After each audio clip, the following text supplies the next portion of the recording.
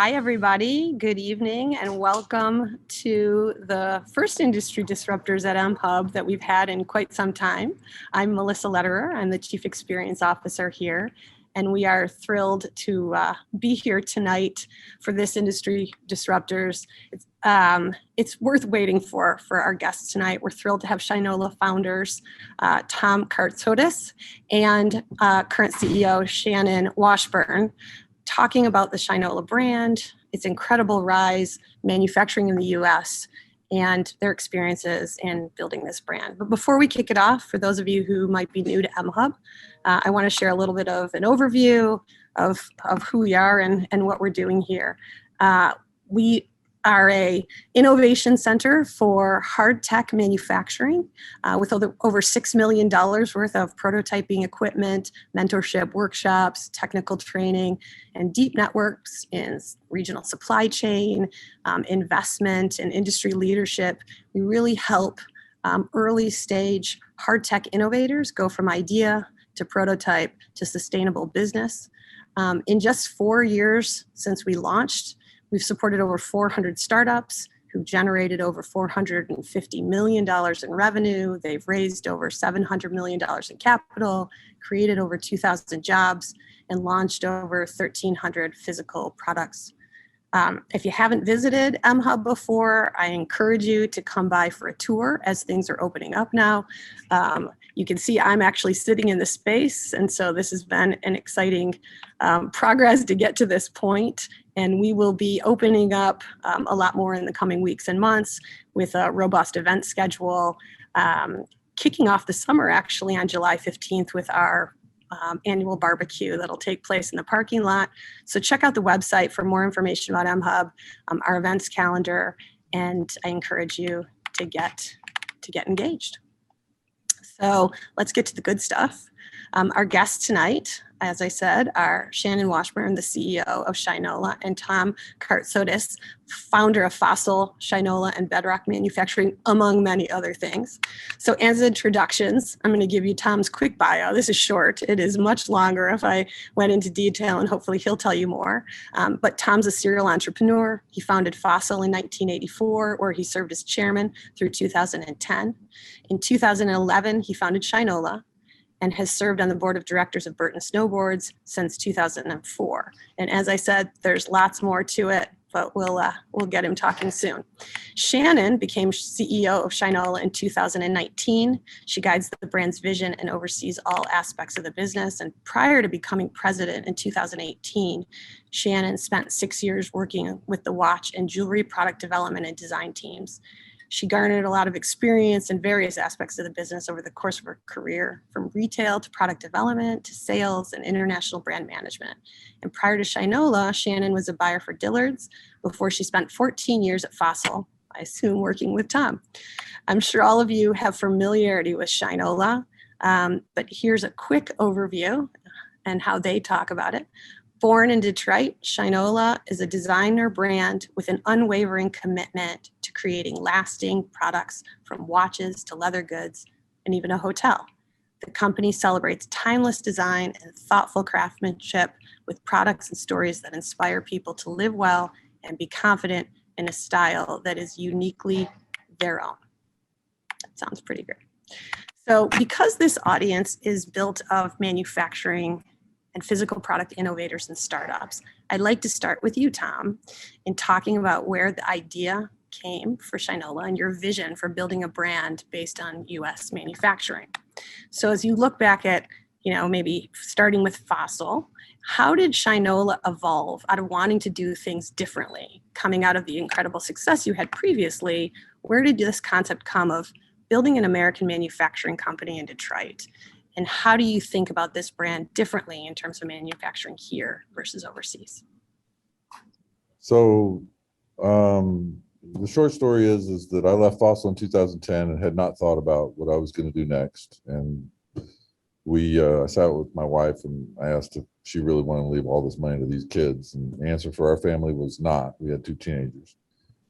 And so I started playing around with things that were kind of designed around creating jobs around hard hit parts of America. And we were working on this project in Arizona that was meant for the Native American reservations out there. And a friend of mine from Detroit, he said, if you ever have any ideas for Detroit, I got 10 guys that'll roll up their sleeves and help you. And I had actually never been to Detroit, but I knew the plight they were under.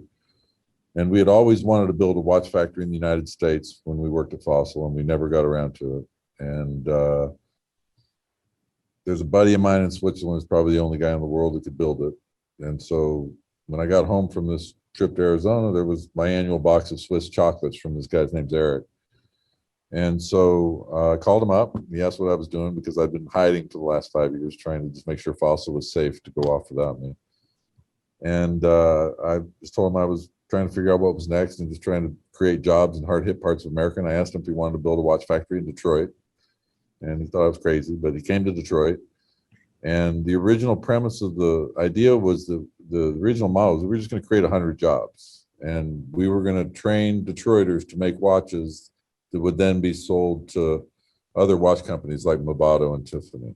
And both of those, the principals of both those companies were friends. So this was just a thing to create 100 jobs and maybe create an alternative source of watches for other watch companies. So we got the idea at the beginning of 11. May of 2012, we got the factory built. Between May of 12 and March of 13, we were training the workers to actually assemble the movements. It's not an easy process that we go through. And in March of 13, we got proof of concept that we could in fact make a watch that could be competitive on a global scale. We needed to make a watch to show Tiffany and Movado the quality of what we could make. And so we bought parts for 2,500 pieces of the first watch, the first Shinola watch and those parts were going to come in June and July. So we ran an ad in the newspaper in a digital age. It said the long tradition of Detroit watchmaking has just begun.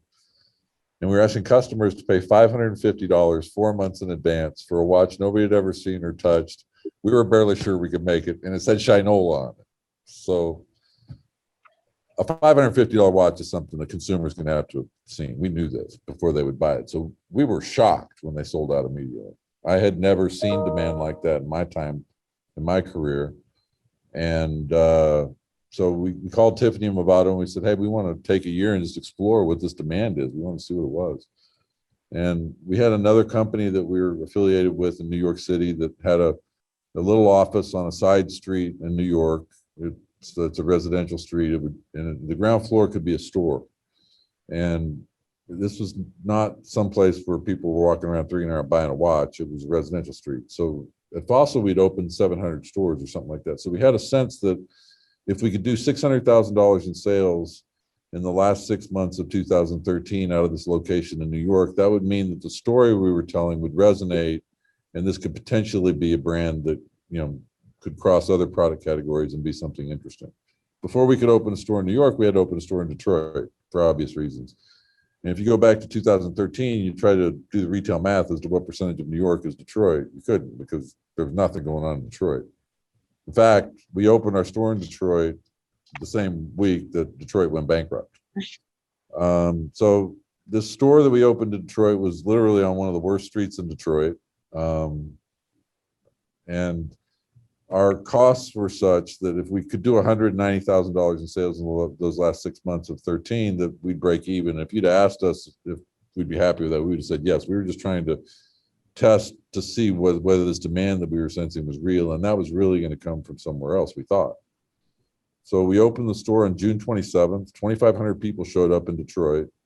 The thing did $190,000 the second day, and in those 6 months of 13, on a plan of $190,000, it did 3.1 million in sales in those 6 months. And so we abandoned the idea of making watches for other watch companies and set out to build a multi-product product category brand that was built on some of the themes that we've built the brand on. That's incredible. So, I mean, off the cuff, like, what do you think was the reason that sight unseen they were willing to spend $550 on a watch, right? And then 2,400 people show up day one. What was it that really sparked this enthusiasm? You know, there's a lot of answers to that. You know, the press was writing about it. I mean, these goofballs parachuted in from Dallas and they're building a watch factory in Detroit. It's like WTF, right? I mean, what is that? So that might be part of the charm. I think that Detroit is a really unique and interesting place that I have come to learn and come to love. I actually have a place there.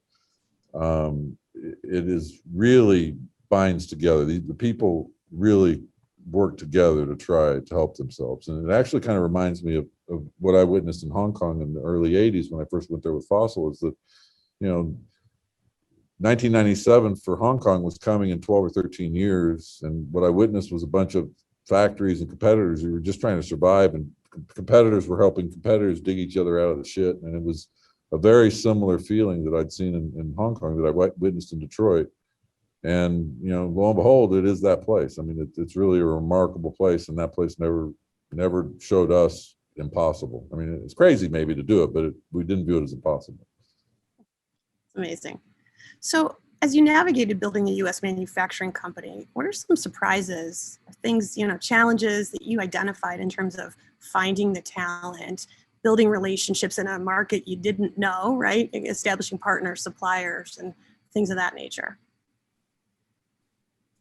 Well, I mean, and I'll talk about this because I was more intimately involved in Shannon, and I'll let Shannon talk about the present day. But what I feel like is that at the beginning of this thing, we did not realize how hard it was. So, I mean, imagine. So the first year we made 50,000 watches. This is a funny story. First year we made 50,000 watches. We got proof of concept in March of 13. And we sent out that ad where we tried to sell, 2,500 watches that we bought. And we had huge demand. We sold out instantly. And we were able to make 50,000 watches. And we sold almost every one of them. I think we actually did sell everyone. Maybe some of them we sold twice. And we went to the straps were being made by some friends of ours in Florida, a factory called Roma. And we went to Roma because we were budgeting. We didn't know what kind of volume could be the next year, 100, 150,000 straps. And we knew that we needed production. So we told them what we were going to need, and there was just no way they could supply. So we contacted this company in Switzerland that we know that builds watch strap and small leather good manufacturing capabilities for companies all over the world. And they came in and they built in Detroit what I feel is maybe one of the most sophisticated watch strap manufacturing facilities around. We cut no corners in terms of the cost of machines, just trying to give ourselves the highest priority, the highest probability of being able to train somebody to make a watch strap. So that's January and February of 14. March 1st of 15, we hired 50 people from the community who had some experience sewing upholstery and stuff. And like something out of a bad Bill Murray movie, we set out to make watch straps. And what we learned was it's hard. So it took us a lot longer to make a strap that wouldn't have crooked stitching. But once we got there, we recognized that at some point people start training people. So our business model is one that at very low volumes is very difficult to get to profitability. And in fact, we're not quite yet profitable. We'll get there in a couple of years.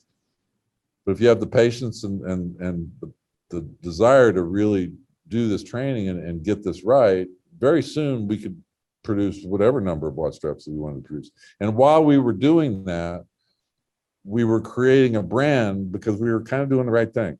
And people were kind of hanging on, following on that. And we got pretty good at telling stories about some of the people. And then we got adventurous and we went into other product categories, some of which I wish we'd never done. But, and all the way to this hotel that we built a few years ago. It's quite special. I don't know if any of you have been there, but it's my favorite hotel in the world. And it's not just because it's our company, but it's a cool place. And we're looking at doing multiples of those and working on some other things like that. So. Yeah, that's awesome. I want to talk more about that when we talk about the future too. So Shannon, as the current CEO, how do you identify and prioritize partnerships in the local supply chain, kind of adding to what Tom was talking about?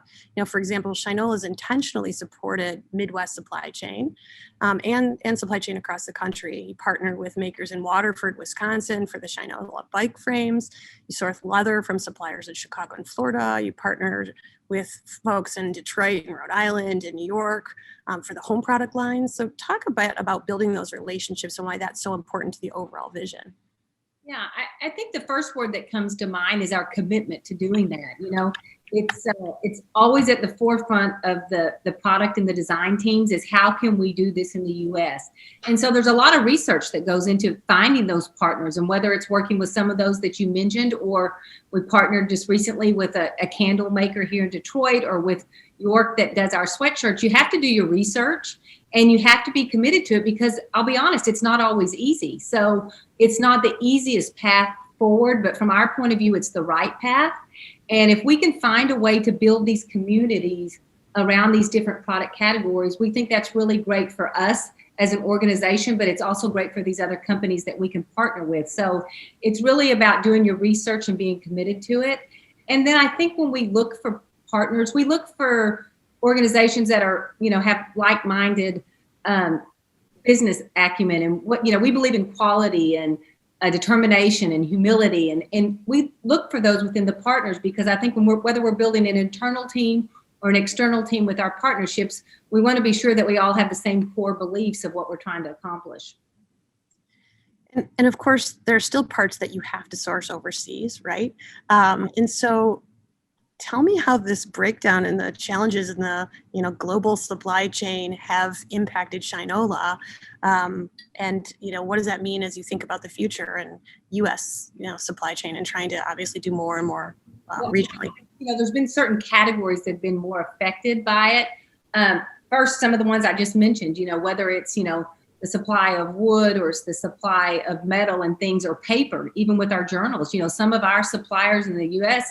have struggled getting that from overseas, or where they get their goods. But in terms of leather goods, when containers are full, or the lead time from a port to getting to us in Detroit has pretty much doubled in a lot of instances. So we've had to really look at our spring go-to-market calendar and just kind of be able to shift and be nimble when the product's going to arrive. So, not unlike a lot of what we learned last year going through the pandemic, is that you've got to plan, but you've got to be agile and be able to pivot with whatever gets thrown your way. So I think that's been a big learning from us. And I think we'll continue to see some of these challenges throughout this year. And then we'll start to see the supply chain get a little more balance going into 2022. And when we talked earlier in the week, you talk about even your suppliers are having challenges getting supply. So it's this long process. When we look at some of our startups, these smaller companies, they don't have the leverage that large organizations, large manufacturers have. So it's even harder for them to get the supplies. So it's just sort of this domino effect across the board, which I'm assuming you're seeing, as you may or may not have to ship suppliers in the U.S. as well. Yeah, for example, bikes for us, we had a 40-50% increase last year in bicycles. Well, so did every other bike company in the world. So our current supply chain to get, some of the parts that we need to build more bicycles here, you're looking at a year and a half, because we're not a huge player in the bike market. That's a real brand builder for us. So there's definitely those challenges out there. But, we'll find a way to work through that. And while we don't have bicycles, we'll figure out other stories to tell with some of our other product categories to keep our guests interested in what we're doing. So let's talk about branding. It's stuff that I love, and obviously the brand is really, I think, what's so meaningful about Shinola and what you've created. The name Shinola harkens back to a shoe polish brand, right? A defunct shoe polish brand. Tom, your brand, you developed Bedrock Manufacturing, is I think based on the Flintstones, a Flintstones reference. So you have relationships to brands like Fossil and Filson and Burton. What does it take to build a household name brand? I mean, you shared briefly with me earlier about being so deliberate in how you think about creating a brand and the power of storytelling. I'd love to just hear about, a little bit about that, and, what are some lessons that you might be able to share with some of these entrepreneurs and how they might apply some of that to their own brands as they're building these businesses. Well, I think the first thing is that the brand is a reflection of the people inside of it. So if they have a sense of humor and they're goofy and they're hardworking, then I think the brand will reflect that. Whatever the brand, it really comes from the people inside of it. And the world's a moving target. I mean, when I used to buy watches off of Shannon, she was a department store buyer, one of our biggest customer, and I hired her out of self-defense, by the way. Good decision. We would do a whole assortment of watches, and we'd take them to her and her peers, And they would choose an assortment of watches, and then they would take whatever we were selling and put it in their display cases and give the consumer a choice of things to buy. And with the way the world has changed, with the internet, with everything, today it's all about everything that we make has to have a reason to be. You can't just make an assortment of stuff. So earlier this week, we launched a watch that's made out of ocean plastic, out of a sub brand that we have. It's called Detrola, and Detrola is, sustainability is a very important topic for us inside the company, and so you'll see more from us along this line. It's kind of like you go to work every day, and some days you do something stupid like try to make headphones yourself, and you realize like, oh, I can't do this. A doctor I hurt when I do this. Well, don't do that. And we're just on this journey where we're trying to figure out what categories that we can sell, because this brand that we've created has a tremendous amount of elasticity. If you think about that little tennis shoe polish in the hotel and all the other things that we can do, how do you gain license? How do you gain credibility in doing that? Well, we had credibility in watches. The next thing that we did is, we decided it was going to be a multi-product category brand. So, one of the most important moments, if you want to be accepted as a multi-product category brand, is to have a reason to be and make sure the stuff is right. And we stumbled into these people, and the guy's name is Richard Schwinn. His great grandfather was the founder of Schwinn Bicycles in Waterford. And when Schwinn had gone bankrupt because they didn't go offshore quickly enough with their manufacturing, Richard bought this little factory in Waterford that was making Schwinn's one-of-a-kind handmade bike programs called the Paramount program. And so for 20-some years since Schwinn went bankrupt, Richard had been making 100 bikes a year, and he was selling for $10,000.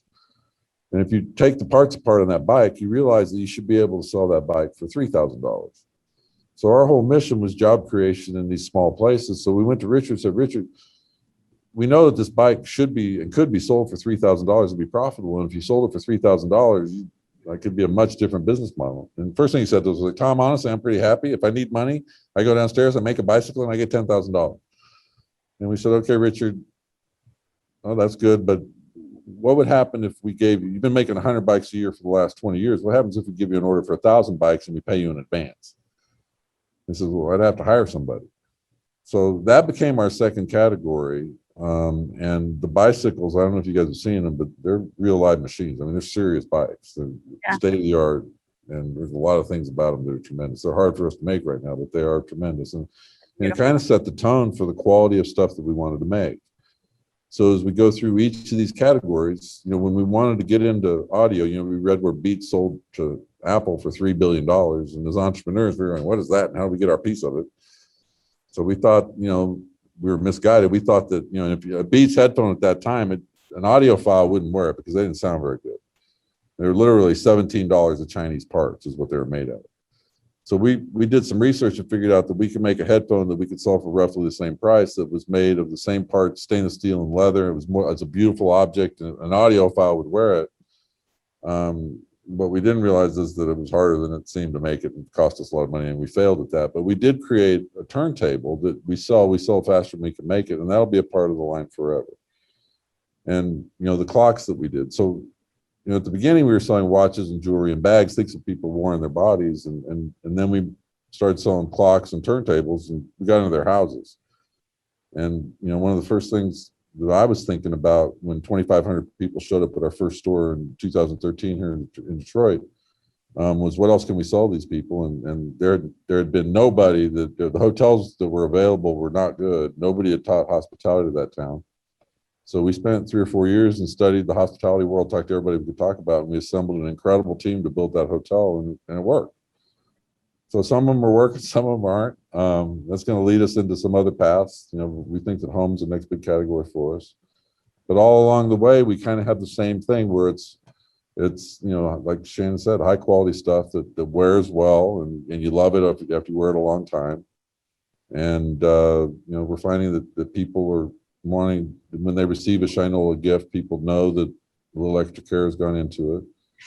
And it all stems from the very beginning when we were trying to create 100 jobs. The reason you get a handwritten thank you note whenever you buy something from us online is, at the time, it was 2 jobs. So that's good. Because we didn't have budgets, we were just counting jobs. I don't know if I answered your question or not. And more. That's great. Shannon, would you add anything to that about how the brand strategies evolved in your tenure? Anything else that you'd say beyond that? Was a great background, Tom. And Tom always gives, you can say it better than anybody, but I would just say, you know, that core thing of job creation is still at our core, but, you know, it's not only about creating jobs, it's about creating future opportunities for the team we have today. So that's one thing that's kind of shifted, in that we really looked inward and how do we grow our talent and give our talent more opportunities. And, you know, I look at some of the people that started out back in 2012 building those first movements, and they're now the managers on the lines in the manufacturing factory. So giving opportunity to the team is really critical. Something that we're so focused on, especially this year, as we continue to grow those talents. And some of those things that we maybe have outsourced before, we're looking to bring some manufacturing back into Detroit. So there's another opportunity that over the next year or two, we'll be able to add additional jobs to our team here. So that's all really exciting as we move that initial mission forward. Yeah, and continue to stay true to it, which is great. So for members who are building consumer products, members of our community, talk a little bit about how the consumer products and luxury brand landscape maybe has changed over the past decades, you know, and what might be coming next. Well, I can tell you that this pandemic has created a deep scar in our culture. Now, right now, everybody's happy to be able to get out, and we're all grateful that we go out to dinner at a restaurant and see friends, but this is going to stick with us for a long time. And, you know, what I noticed during the pandemic is there was a layer of people that owned companies who were independently wealthy and their companies were fine, and they basically sat on the side and watched the parade go by while they sipped tequila and really didn't have much to do with anything. And there are other people, a lot of them were just scared and running for the hills and trying to survive. And then there were a handful of people that were trying to figure out what the world looked like in the future. And, you know, to me, what it looks like in the future is that brands that really don't cut corners and brands that do hold true to what they're saying they're doing, and there is a reason for, you know, any kind of wavering that they have to take in their messaging, and it makes sense, I think these brands will be rewarded. And we have an example. We went out and, you know, we built a watch factory, and it's great. This watch factory is incredible. It's one of the best watch factories in the world, and we knew everybody in the watch business, and we got it done. And we had a little experience in leather, but we didn't have all the experience in leather. And we went out and tried to build a leather bag manufacturing capability and working with people in the United States. And if I told you how much money we went through trying to do it, you wouldn't believe it. I mean, it nearly killed us, but we were not giving up. And finally, you know, I was reintroduced to a guy in Korea who's one of the largest leather makers in the world, all over the world with global sourcing. And I, you know, like, what are we doing wrong? How do we fix this? And what we learned is, and Shannon, what was your quote? Your quote is the greatest one, because that's what changed our mind. Something like, you know, we'll do anything we can to do leather manufacturing in the United States except go out of business. Yes. So it almost made us bankrupt. Right. Wow. So what we did was we got to Kenny, and we told him where we were making them, and he, first of all, he taught us about, you know, what other, because he makes bags for everybody in the industry, and like where we needed to live with price wise, what our margins needed to be, what consumers were looking for, what materials worked, what materials didn't. We didn't have this knowledge. And what we've landed on is a scenario where we're going to make a layer of we're still going to make a layer of iconic stuff in Florida with these guys. And one day we may acquire that company. So we're still going to do that. And Kenny, by the way, over time is going to try to help us become better at manufacturing that stuff. And we will actually increase the number of jobs that we personally have by doing it this way. But some of the bags that we're making now are coming from other factories offshore. And they're coming from strictly vetted, highly ethical, same kind of ethos that we've got with the brand. And, you know, some people think that we're just purely a made in America brand, and that's just not possible. You wouldn't be able to survive. I remember when we were building the stores, and I was hell-bent. Everything's got to be made in America, even the shopping bags. So when the price of the shopping bags for the stores, the big bag came out in America, it was $11. There was $1 out of Asia. So what we did is we knew that we couldn't pay $11 for a bag. So we bought the dollar bag, and we created a fund. And the money that we saved, I remember, it was about $39,000 for that first order. And we spent that $39,000 with these guys, I think they're in Minnesota, to build a leather tool to make a leather watch strap. So even when we can't do it strictly by everything's made in America, we're always thinking about, okay, but we know we can't do that, but what can we do? And I think that has permeated the company, and the people have grown up around that. And I think it's kind of like our second nature now. That's awesome. So let's change topics a little bit and maybe give some advice for some of our founders that are on the line. Shannon, to you first. Do you have advice for female founders in finding success in leadership? And maybe who are some of the people that have helped you along the way to further you in your career? Yeah. Well, I mean, the first bit of advice, and I don't even think it's just for females, but I've learned in this last year, is to be available for your teams. I feel like, you really are busy and you're pulled in a lot of different directions, but being able to be present and available to give that direction is so, so important. And I know there's some days I feel like, I don't want to take one more email or one more call, but it's so important. In a leadership role, you have to be that person that can be there when somebody needs you. So I think, being present is really, really important. And then as far as someone that's really, helped me along the way, well, he happens to be on the phone. And you ready to say that? I've known Tom 30 years. I'm glad I was that big of a pain in the ass that he hired me out of defense, because it's been a great journey for me. And when he first called me about Shinola, I wasn't working at the time. And I was like, okay, it really sounded interesting to me. And I had told friends, I was like, I don't want to go find a job. I just don't want to go find a job. But when Tom called me, this was so much more than a job. It was really a journey. And I knew what he had done at Fossil, and I could see his vision and his passion when he was telling me about Shinola. And it was like, you know what, I got to be a part of this thing. So when I went back to work for him, I actually literally was doing product development. He's like, Shannon, you did that 30 years ago. And I was like, yeah, but this is such a cool thing to be a part of. I'd be willing to do just about anything just to get in and be a part of what your vision is. And so it's been inspiring for me. I've learned a lot. There's been some tough conversations. We have a lot of laughs sometimes. We have a lot of tough conversations, but through every point I've been able to learn from him. So I think having a mentor and somebody that you can hear the good stuff, but you can always hear the tough stuff too, I think it makes you better. And I know it has made me better. Well, she's not accurately reflecting the relationship. Let's just start there. All right, tell us. Well, if she doesn't like what I'm doing, she has a habit of pointing at me and telling me how it's going to be. She runs the show, huh? She does. And she runs a much better show. It's interesting because, when we got there, it was for fun, really. It was for sport. It was a philanthropic impulse, and it wasn't about what it became. And I had some people around me that, if I'd have recognized Shannon, if I'd have been more astute, then Shannon would have been CEO several years before she was. Because what's necessary, what they say is that vision without execution is a hallucination. And I cannot execute. And I had too much money to be willing to listen to people that can execute. And we went through a bunch of trial and error things that were actually quite expensive and painful for us. And, I think the brand's a lot stronger for it. And, but I think the short story is that Shannon came in and got this thing in shape, and she literally, if she doesn't like what I'm saying, she will let me know. But you know what I think it is too, and for people that are starting out, it's about a partnership, and we talk about it a lot.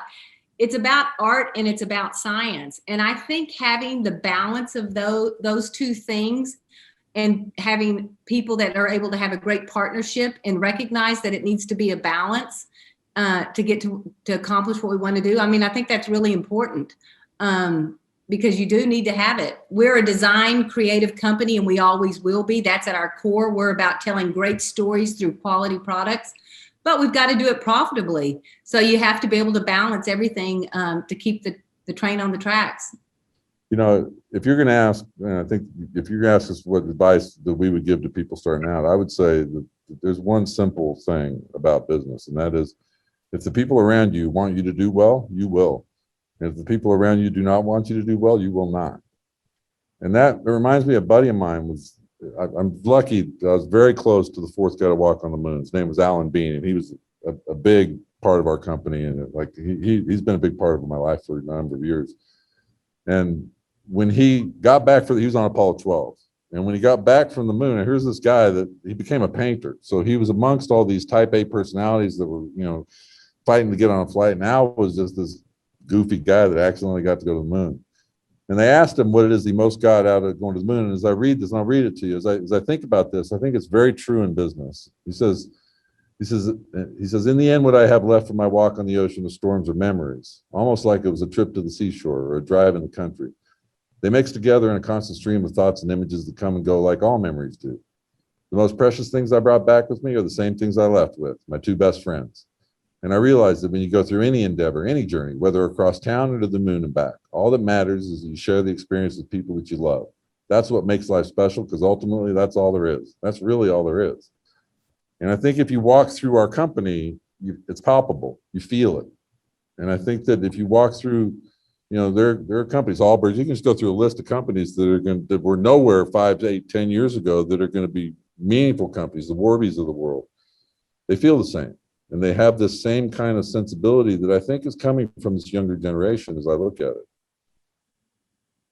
That's awesome. Thank you. That was going to be my question, is what advice, and you summed it up well in that section. So let's maybe wrap it up before we talk or take some questions from the audience, and tell us what's next for Shinola and its journey. And as you expand into new categories, and you alluded to the hotel and the home goods, what are the pillars you'll be leaning on to fulfill those goals as sort of the next kind of plateau for the organization? Tom? Shannon, it's you're the boss. I would tell you, and you tell me we're not doing that because you can't make money at it. So I'm not going to say it. No, I mean, in terms of the pillars, we early on in the pandemic, I got the team together. It was probably like our last day in the office was March 16th. And by like April the 1st, we had our 2021 reimagination meeting, because we knew that we had to think about, the world's going to be different, and how do we get ourselves prepared? So, we knew at our core, we were always going to be about creating a dominant brand platform and great stories, great storytelling. But we also knew there was a shift in how people were going to shop. So we knew that we very quickly had to lean into being best in class digital. And we've put a lot of effort behind that in terms of our team and our technology. And you're going to see a real change on how we do things digitally. That being said, our brick and mortar and being able to have guests come into our home and our stores, it's at the core of who we are. And we really believe in experiential retail. And how do we look towards that, towards fourth quarter, when people are going to want to be back in stores more? So that's really core to us.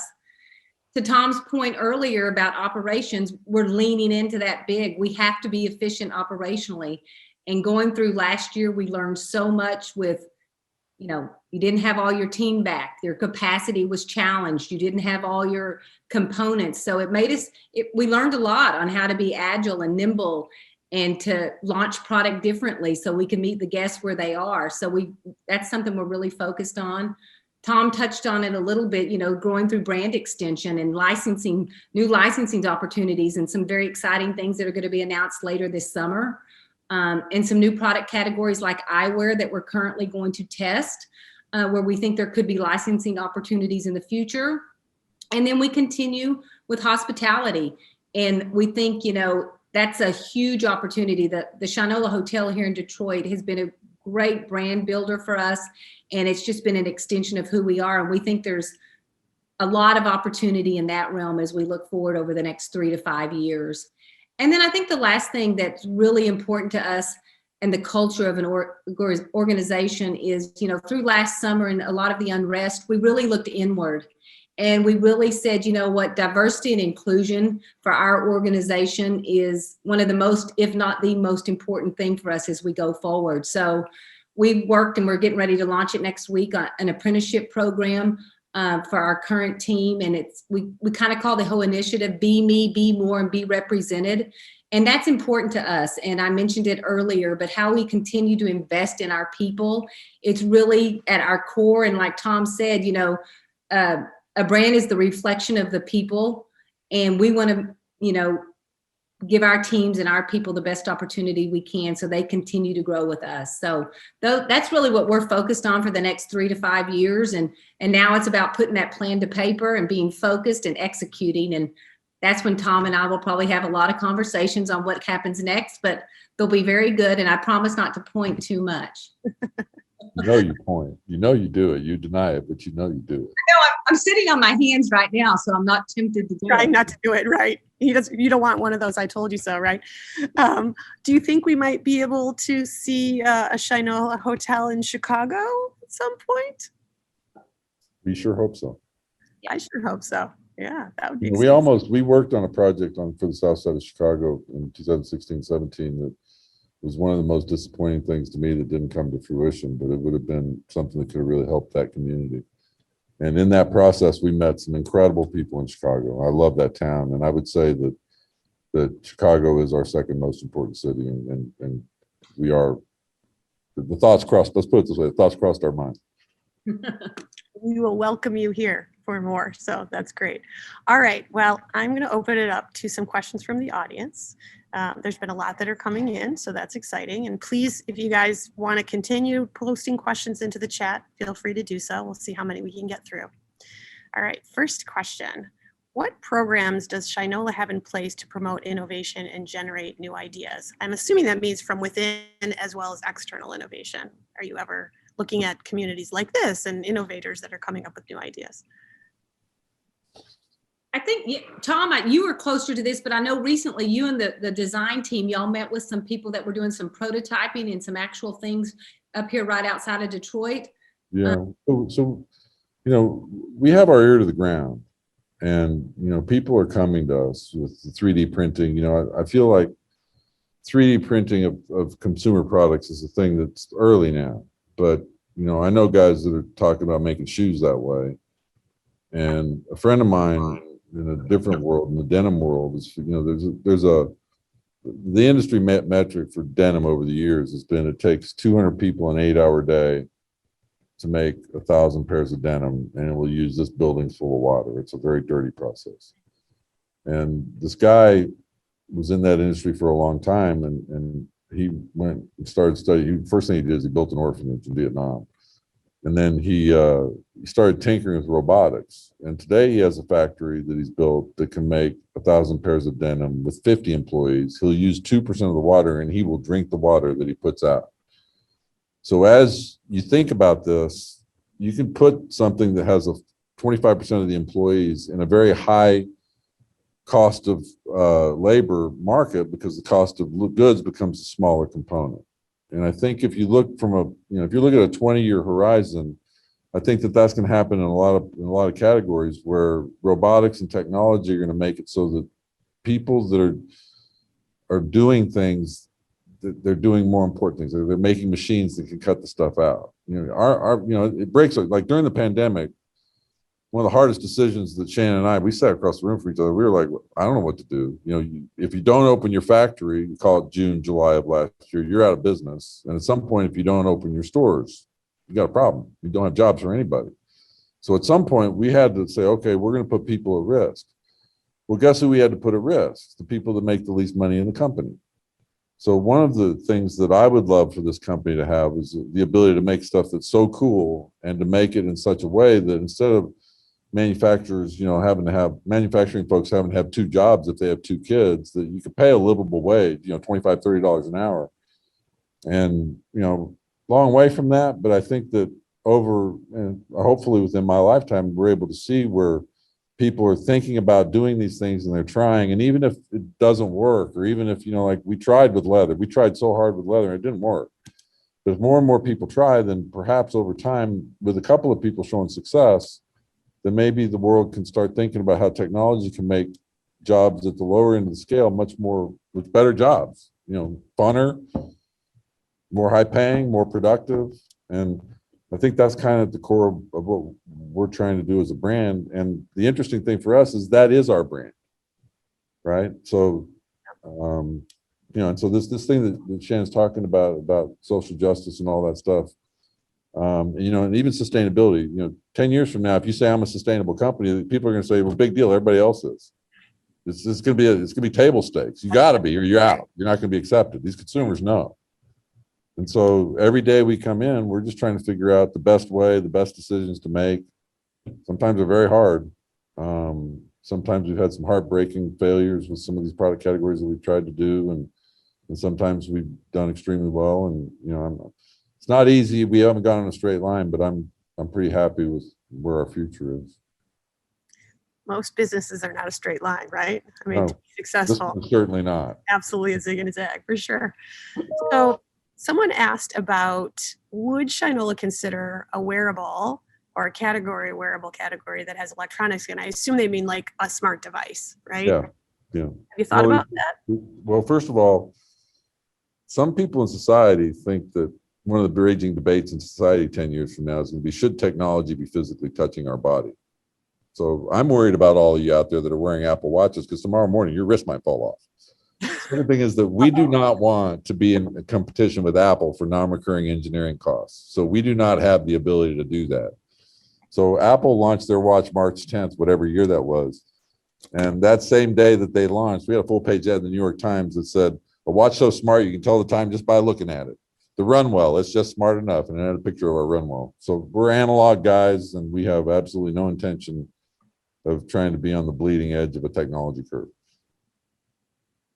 Got it. Okay. So how about in your manufacturing, how are you leveraging automation and IoT in driving efficiency, process improvement in the manufacturing? You know, it's not really about automation really for us. It's just about efficiencies on our production line and the way we do things and the way we launch our watches. And, you know, we've seen great improvements. And I think it's really, you know, because ours are physical things that people are doing. So it's just educating the team on how things to do things better and how you do a single piece flow. We recently hired 3 people that came from McKinsey and other operational minded companies, and that's had a huge impact on us. So we're not looking to really get anything to be more automated, but it's just really training the teams to think differently. And becoming better storytellers will enable us to make, when we do make a watch launch, that is more impactful, and we'll know exactly how many we can and should make. For instance, to demonstrate the elasticity of our brand is that we have watches as low as $400. And then last week, we launched a watch that we've been working on for several years. It was $3,000, and we sold out in one day. And so if we're, and the reason for that is the quality of the story that we told around this racing watch. So we had very good vehicle for communicating to a traditional watch consumer who knows what an automatic chronograph is, and we dressed it in this really great narrative, and like we're gaining predictability through the ability to become better storytellers. And right now we're trying to figure out how to be more scientific as it relates to being able to take the stories that we can tell and communicating them over the web or through a store so that more people are seeing it. All right, I think there's a couple more and we're maybe getting close to time. I asked the question about Chicago, and the question is also, have you considered opening other factories in other cities like Chicago? So beyond just the hotel and other ways, you said Chicago's maybe your second most important, or one of the most important. Thought about it as a manufacturing site as well? We certainly did. We had a factory picked out in south side of Chicago, and we had a lot of work done, and at the last minute, it just didn't work out. But it is something that we've thought of. And you know what, that's kind of, if you think of when we say we're not in a straight line, a lot of the energy that we spent trying to do that, because, you know, the south side of Chicago could really use something like this, because at the end of the day, some of these cultural problems are essentially solved by jobs. And if we could plant something on the south side, which we thought we were capable of doing, to create 300 to 500 jobs virtually instantly, we thought we could make a small difference. And we spent a lot of time and energy, and something that was completely beyond our control happened, and it didn't work out. And then that put us into a spin where, you know, we had to go back to our day job and make sure that we could get this thing to profitable before we ran out of the fuel to get the thing all the way where we wanted to get. So it has crossed our mind, but there's nothing in the works right now to do that. Okay. Well, we're open for business when you are. How's that? So talking about like Midwest, right? Detroit, Chicago, how do you compare this Midwest region to maybe Silicon Valley or New York? How you think about those markets as a place to build a business? You know, there's going to be a great migration. You know, what is it? 40% of the employees don't want to come back to work permanently. They work virtually. So guess what? People are wanting to leave San Francisco, and they're going to places like Bentonville, Arkansas. And so this whole thing it's a real interesting time to observe culture and how people are viewing their consuming habits and where people want to work. I think that our brand message is one that resonates everywhere. We have a very strong business in many parts of the country, both coasts and the middle part of it. I hope that, pisses me off to hear the flyover state term. That's kind of tacky. And I think that for us, my dream personally would be our first next two hotels would be places like Cleveland and Chicago. I mean, for us to take our brand from the inside out is kind of what we hope to do.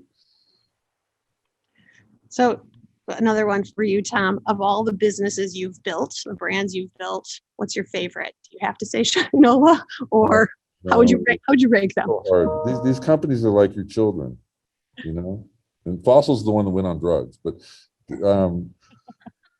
these companies are like your children. They're all special. Sometimes some of these companies go off the path and they just have to be nurtured back onto a path. Sometimes what you're doing doesn't make sense, and you got to be willing to say, you know what, that doesn't make sense. Either let's change where we're going or not. I think the one creatively for sure is Shinola. I mean, that's the one that is, from a creative perspective, that's my favorite one. Shannon, someone asked if you could talk about your background and how you got into buying for large retailers prior to getting in at Fossil and Shinola. Well, I graduated from college with a degree in fashion merchandising, and my first job, I'd worked through retail in high school, and that was my first job. I just loved retail.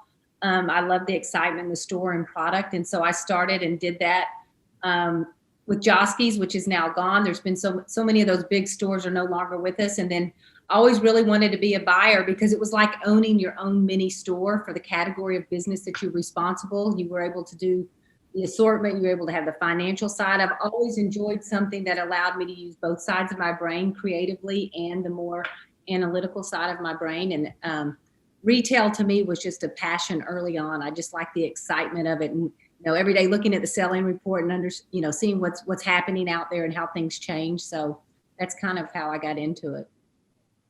Awesome. Just looking through to see what we have, maybe time for one or two more, right? Let me look. One question: what is the best way to make your first prototype and bring it to market while the need is urgent? So I guess if there's an opportunity in the market, how do you do it and get it out there and test it and think about that quickly?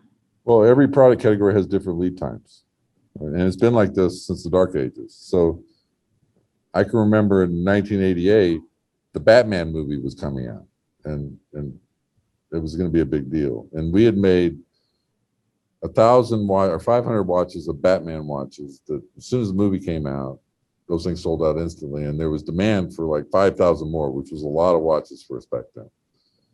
So the supply chain, the hardest part of the supply chain in those years was the case, the metal part. So the way we solved that is I went to Hong Kong, found the case manufacturer, got him to make 4,500 Batman watch cases over a weekend. And from then on, he was known as Batman. People still call him Batman, actually. And so it's different in every category. And the thing is, you got to get a test. You got to find out, make sure the consumer's responding well. And once you have that test, then you have to figure out how to make it in the quantities that, you don't want to oversaturate it either. You want to make it so that there's somewhat of a shortage. Like this Campfield Speedway watch, we wrestled with how many of them we could make, you're talking about a $3,000 watch. We didn't have any idea we could sell a $3,000 watch 2 weeks ago. We didn't know. So we only made 250 of them, and lo and behold, literally they sold out instantly. We could have probably sold a lot more than that. We've got more coming. They're going to come under very limited runs, but you just kind of feel your way around and use whatever instinct or anecdotal evidence that you can gather with your ear to the ground and do the best you can. Does that increase some of the exclusivity by having sort of a certain number and then you have to go out on the wait list or you have to wait till more comes out? Does that obviously increase the desire for the brand itself? Well, there's definitely benefits to a scarcity model, but you also have to make enough money to cover your expenses. And we have a problem because we are not only the distributor and designer of these things, we manufacture them. And we are at a manufacturing, we are not in a competitive, we have a disadvantage competitively with the rest of our suppliers because making watches and training people to make watches in Detroit ain't cheap. But it is a point of differentiation for us. And We think that the depth and richness of the brand narrative and the authenticity, like if you have a chance and any of you are in Detroit, once we open up, before the pandemic, we had tours, quite frequently, every week or twice a week, I don't remember, but there's constant people coming through there and you can see it.